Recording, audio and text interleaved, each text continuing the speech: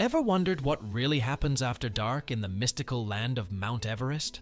Despite Nepal's postcard-perfect mountain views and peaceful temples, some travelers say there's a whole different world at night.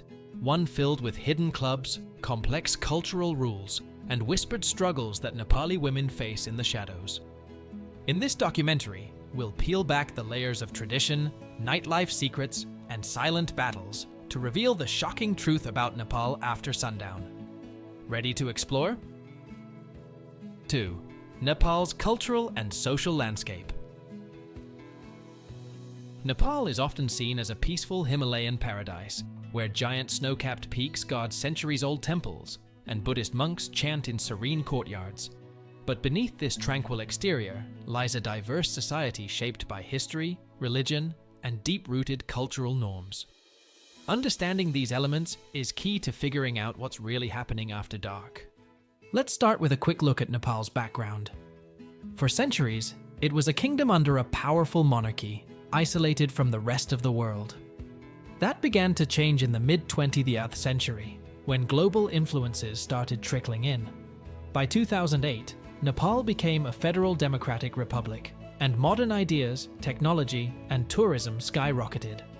Because the country is home to numerous ethnic groups like the Newar, Tamang, Gurung, Magar, Sherpa, and others, Nepalese culture is anything but one-size-fits-all. However, there's still a pretty strong consensus on traditional gender roles.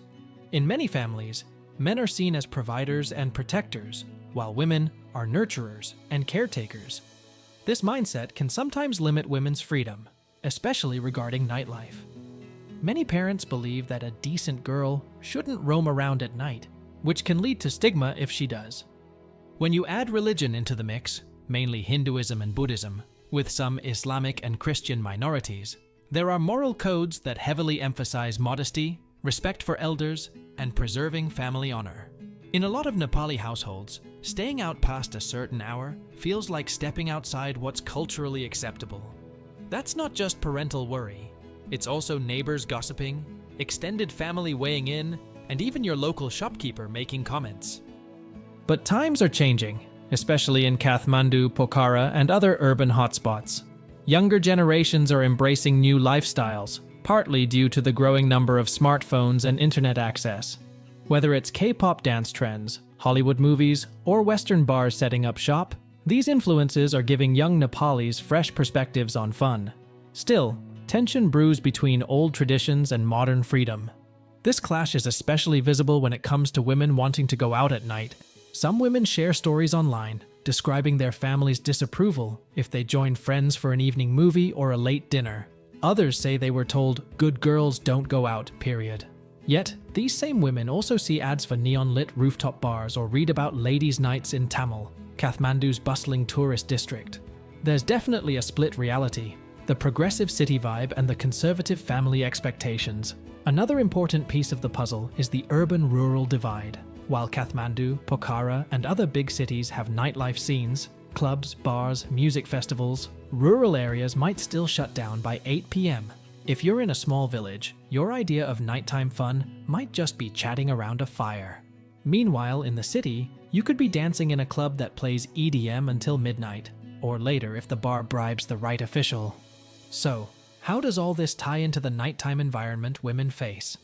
Well, you have a swirl of expectations: familial, religious, cultural, and personal. On top of that, you have the lure of modern entertainment. The result? Conflict, secrets, and an underground vibe that we're about to dive into. 3. Spotlight on nightlife in Nepal. When you picture Nepal, you might see rugged mountain trails and peaceful spiritual retreats. But beyond the tourist-friendly tea houses and day hikes, there's a growing nightlife that's piquing travelers' curiosity.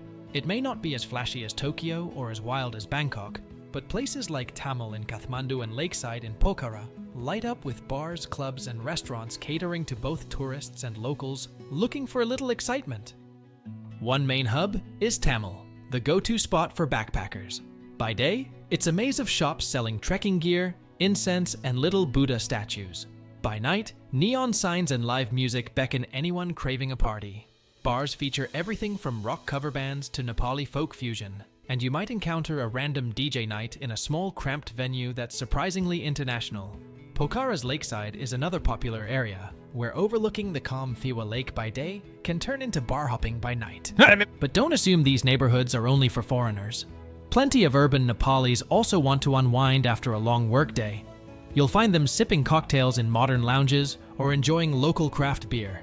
Fun fact, Nepal has its own craft beer scene, with unique blends made from local grains like millet or barley. Some bars boast their organic Himalayan brew, which definitely stands out from imported bottles. Tourists bring money, curiosity, and outside influences. Many bars that popped up in the last decade tailor to the backpacker crowd. Think pool tables, graffiti walls, and a range of cheap cocktails. But there are also upscale spots like rooftop restaurants offering panoramic views of the Kathmandu Valley. The mix of budget travelers and more affluent visitors has shaped a nightlife that tries to be everything at once, part bohemian, part luxurious, and all about new experiences. This, of course, can create friction in a place where older generations might frown upon open displays of nightlife. There's a noticeable difference between the places favored by locals and those favored by foreigners. In some clubs, you might see mostly Nepalis who are into K-pop dance-offs, or local DJs spinning high-tempo Nepali pop music.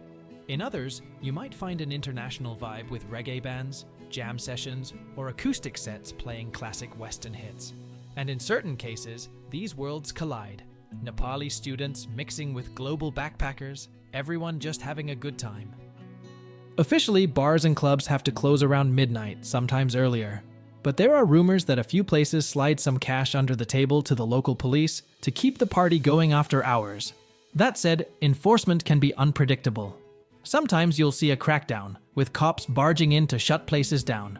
Other nights, everything goes on without a hitch. It's often about who you know and where you are. No night out is complete without satisfying your midnight cravings, right? In Tamil, you can find vendors selling momos, Nepali dumplings, spicy chow mein, or even sweet treats like sakua, marinated grilled meat, stalls. It's a big part of the experience. People bond over street food while swapping party stories or planning their next trek. All in all, the nightlife in Nepal is a curious mix of laid-back mountain town vibes and rowdy city revelry, shaped by tourism, local culture, and a thirst for something new. But beneath that fun surface, women often deal with a completely different experience, and that's where things get complicated. 4. The hidden realities, challenges for Nepali women. While a night on the town in Kathmandu or Pokhara might sound thrilling, for many Nepali women, stepping out after dark can feel like navigating a minefield. Sure, some women say they enjoy the occasional bar or music event, but there's a ton of pressure around it. Starting with the simple question of whether they're allowed to go out at all. Nepal is culturally conservative in many respects, and women who are seen frequenting bars or clubs can quickly be labeled bad girls or immoral. If you ask around, you'll hear stories of women being gossiped about in their neighborhoods just for coming home late, even if they were out for something harmless like a friend's birthday dinner. There are also warnings that going out at night makes you unmarriageable, which is a heavy burden in a place where arranged marriages or community-approved matches are still common. Sadly, a huge number of women who do venture out report some form of harassment, catcalling, unwanted touching, or worse. Because talking about sexual harassment can be taboo, many women keep these experiences to themselves. This silence protects perpetrators and makes it harder to address the problem. Some NGOs claim that nearly half of Nepali women experience harassment in public spaces at least once in their lifetimes, though exact figures can be all over the place due to underreporting. A frequent concern is bringing shame to one's family. In many cases, a young woman might be told it's safer and more honorable to stay indoors. This can create a split reality. You have a wave of modernizing youth wanting to explore new freedoms, and a strong sense of familial and cultural responsibility forcing them to stay within set boundaries. If something bad happens while they're out, they're often blamed. Why were you out so late? You must have been asking for trouble. Let's not forget the women who aren't just out for fun, but who actually work in the nightlife sector. bartenders, servers, dancers, or hostesses. Some say they chose these jobs because they pay better tips than daytime roles. Others say it's one of the few options for a decent wage if they lack formal education. But with the job comes the risk of exploitation, shady managers, customers who demand more than just a drink order, and rumors of prostitution rings disguised as dance bars. Women in these roles can feel trapped, financially reliant on these jobs, yet exposed to constant risks. A typical part of nightlife jobs, especially in hostess bars, might be pouring alcohol for patrons, and sometimes drinking with them.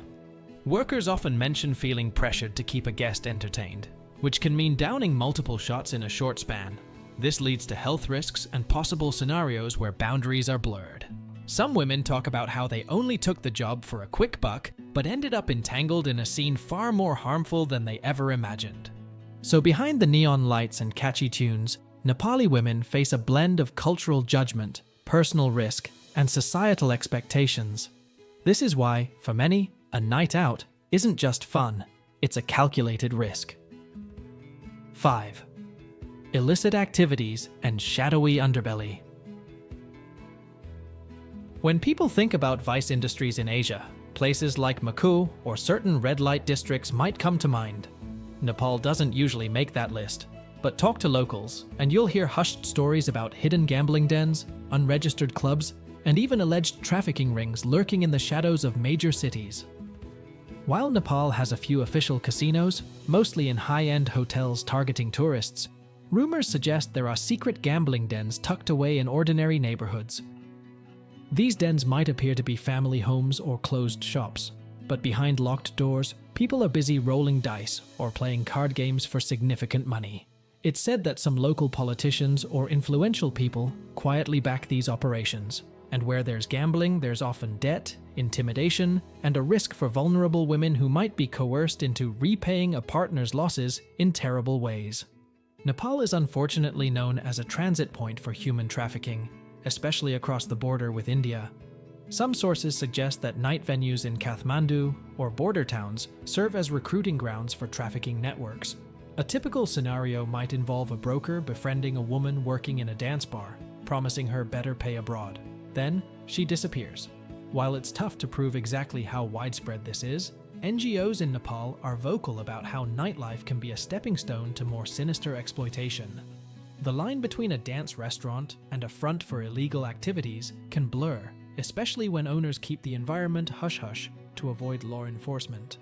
Nepal has traditionally seen cannabis and hashish use, especially in some hippie-friendly tourist spots.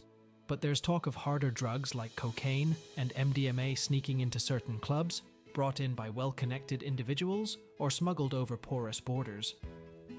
Some travelers even recount being offered mysterious pills by local dealers in dimly lit bars. Not only can these interactions lead to arrest, but it also puts local women and men at higher risk of addiction, exploitation, and unsafe environments. Law enforcement is a big question mark. Officially, Nepal police do conduct raids, especially if they suspect a venue of running a drug ring or staying open past legal hours. But rumors abound about under-the-table deals. It's not unusual to hear that a bar operating until 2 a.m. has the local station chief on speed dial. Victims of harassment or exploitation might also say they went to the police, only to have their complaints trivialized or ignored if the perpetrators had connections. For Nepali women especially, there's also the fear of crossing powerful people. Local big shots or wealthy club owners might have the clout to silence any trouble. So even if a woman faces harassment, sexual assault, or blackmail, reporting it could mean retaliation or being blacklisted from jobs. Some stories floating around social media claim that certain women had to flee to different cities or even different countries to escape these threats. It's a complicated network. Not everyone experiences these darker sides. Many foreigners go clubbing and see nothing suspicious, while local partygoers might remain in safe circles. But that doesn't mean illicit activities don't exist. They're just hidden behind closed doors, quietly shaping the underbelly of Nepal's after-dark culture. 6. Governmental and community responses. With all these issues surfacing, harassment, hidden gambling, possible trafficking, the big question is, what's being done about it? In Nepal, the government has taken some steps, but results are mixed. Community groups and NGOs often fill in the gaps, trying to protect women and raise awareness about nightlife risks. Nepal does have laws against sexual harassment and trafficking. On paper, if someone's found guilty of trafficking or running illegal gambling, they can face hefty penalties. Bars and clubs are also regulated, at least to some extent, with official closing times and alcohol licensing rules. But enforcement is tricky. Some owners say they never see inspectors, while others claim random police raids happen all the time. Periodically, local authorities have tried imposing curfews, shutting down nightlife early to reduce social evils. For instance, there have been campaigns to close bars by 10 p.m. in certain districts.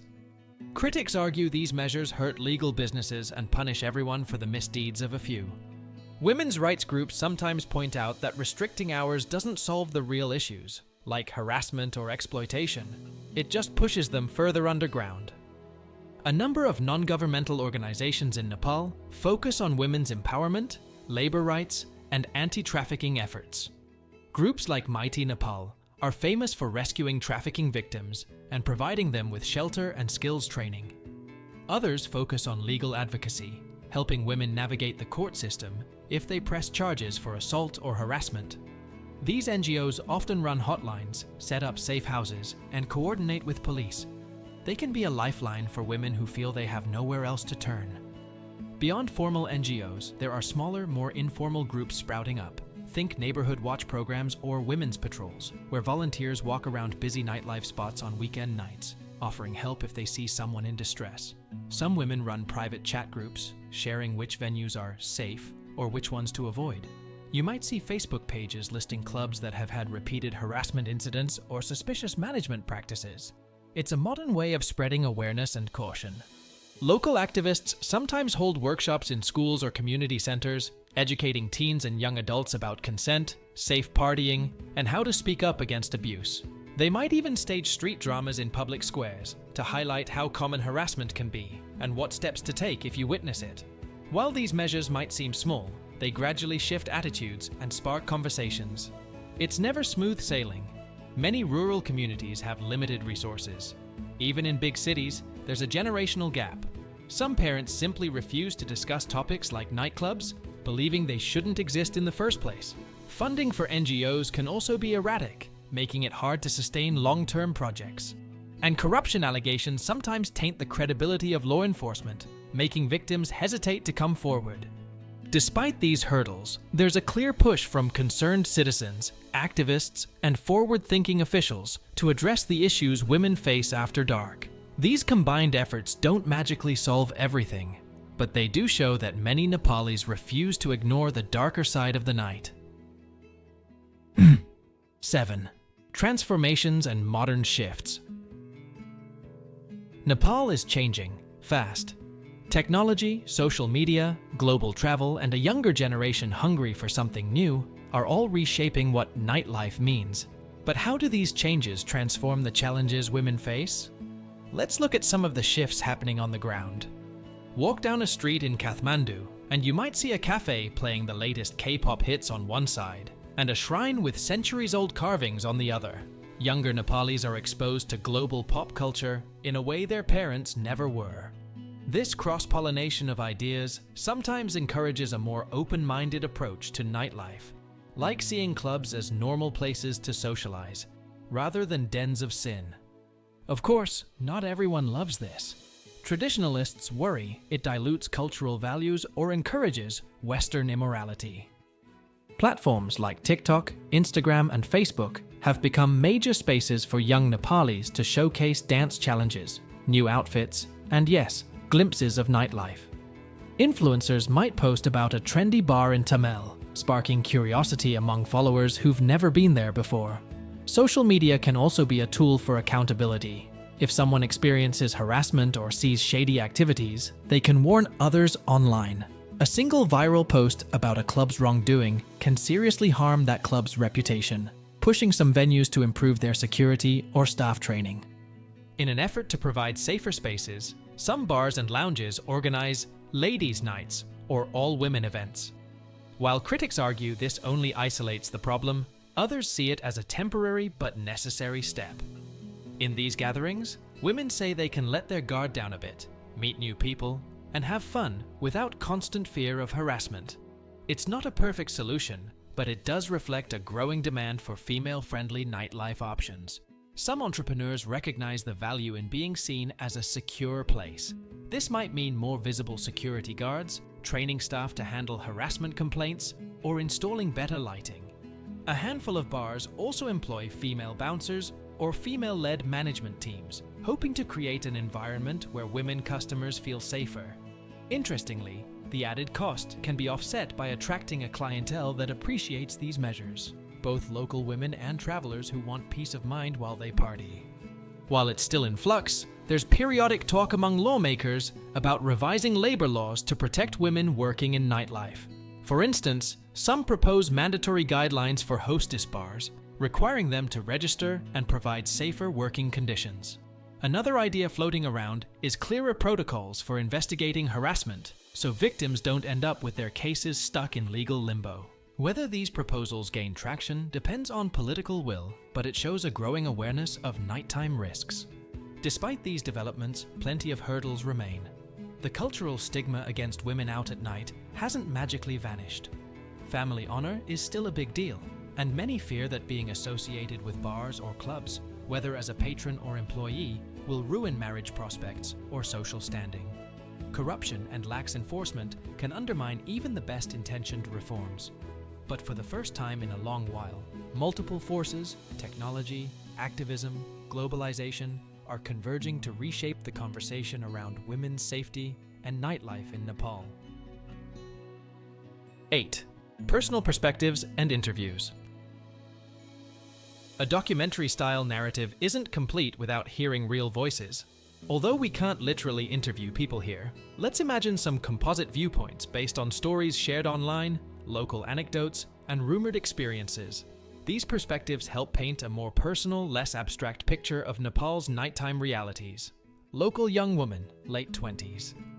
I grew up in a small town where my parents never let me stay out past 7 p.m.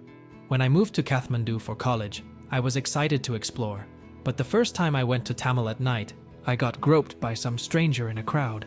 I was shocked, and even more shocked when my roommate said it's normal.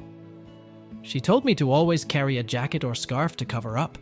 Now, whenever I do go out, I stick to a small group of friends and keep an eye on my drink. Hostess bar worker, mid-30s.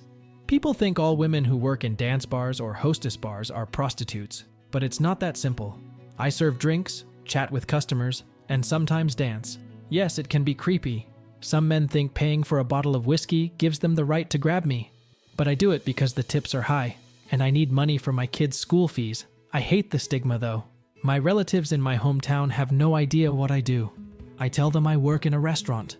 If they found out, I'd be shunned. Bar owner, male, 40s. I opened a bar in Tamil because I love meeting people from around the world. We hire female staff because they're great at hospitality, and customers like having women around. But yes, we take safety seriously. We have 2 bouncers and cameras around the place. If a tourist or local harasses our staff, we kick them out immediately. That's how we maintain a reputation as a safe place, and it's good for business. Honestly, I wish more bars did the same. Tourist from Europe, female, 25. I traveled to Nepal thinking it was a peaceful, spiritual destination. I went trekking in the Annapurnas, which was amazing, but I also wanted to experience the nightlife in Pokhara. It was mostly chill, live music, cheap cocktails, but one night, I felt a bit uncomfortable when local guys started staring at me and my friend. They didn't do anything outright aggressive, but I felt uneasy. It's not that I wouldn't go out again, but I realized I had to be more alert than I might be back home. NGO worker, female, 30. I work with an organization that helps trafficking survivors. Some girls were tricked into the nightlife scene with promises of quick money, then forced into sex work. It's heartbreaking. The biggest challenge is that many families don't want them back, and the community judges them harshly. We try to provide counseling and job skills. Changing cultural attitudes is crucial, though, or else it will keep happening. These snippets reveal a complex reality. Nightlife can be fun, profitable, or even liberating for some. For others, it's fraught with harassment and hidden dangers. Everyone's story is shaped by cultural expectations, economic needs, and the level of community support they have. No one-size-fits-all narrative can capture every woman's experience, but hearing these voices helps us understand the real human stakes of Nepal's after-dark world. 9. Possible solutions and future outlook. Nepal's nightlife challenges for women might seem daunting, ranging from silent stigma to outright physical danger. Still, that doesn't mean it's hopeless. Plenty of people, both inside and outside Nepal, are brainstorming solutions that could make after-dark activities safer and more empowering. Let's explore some ideas and potential breakthroughs. One of the first fixes people mention is better law enforcement. If bars, clubs, and dance venues knew they'd face real consequences for ignoring harassment or for operating shady side hustles, they might clean up their act. This requires training police and authorities to handle women's reports seriously and without bias. Imagine if every bar had a clear set of guidelines and the police showed up randomly to check compliance. It might sound strict, but some argue it's necessary in a place where under-the-table deals are rumored to be common. The reason many women end up in questionable hostess bars or exploitative situations is usually money.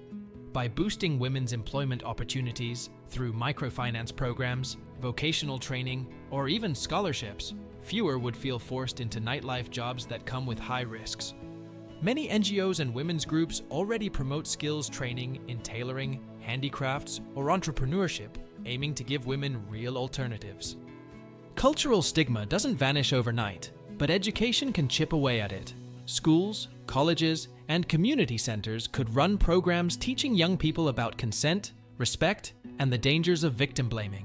Some experts also recommend adding real-life self-defense classes to the curriculum, so women feel more confident if they do face harassment. Meanwhile, public awareness campaigns, through billboards, social media, or televised dramas, could challenge the notion that women who go out at night are somehow asking for it. If nightlife is here to stay, why not focus on making it safer?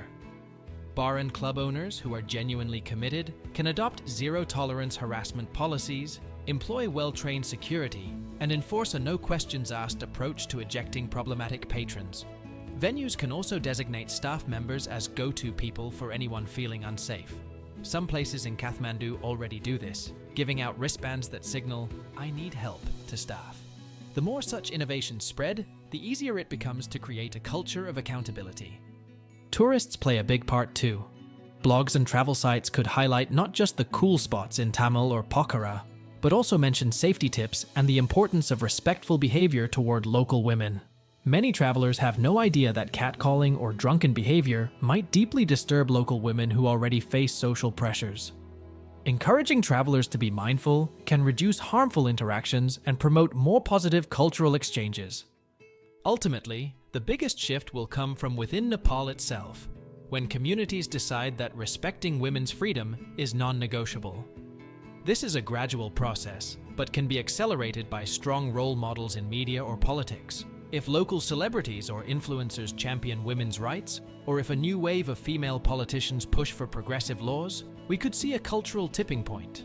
So, is the future bright for Nepal's nightlife and the women who want to enjoy it, or at least work in it safely?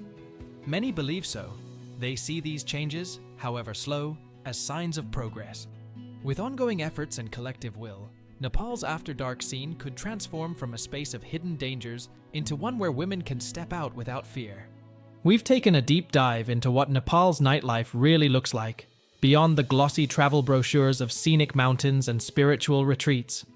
We found that behind the music-filled bars of Tamil and the laid-back lounges of Pokhara are stories of women balancing cultural expectations, economic pressures, and personal safety concerns. While some enjoy a fun, vibrant night scene, others face harassment, exploitation, and social stigma just for stepping out after dark.